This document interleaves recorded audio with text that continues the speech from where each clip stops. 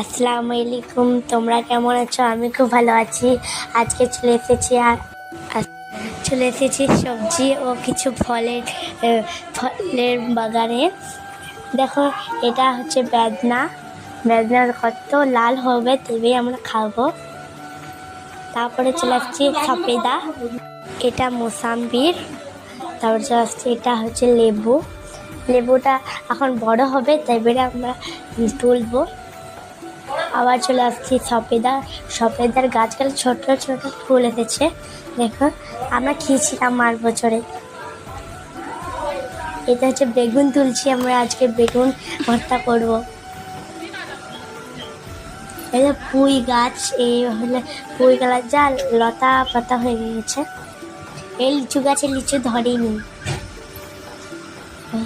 এই লঙ্কার গাছ, এটা দেখো লঙ্কার গাছে ফুল কত এসেছে।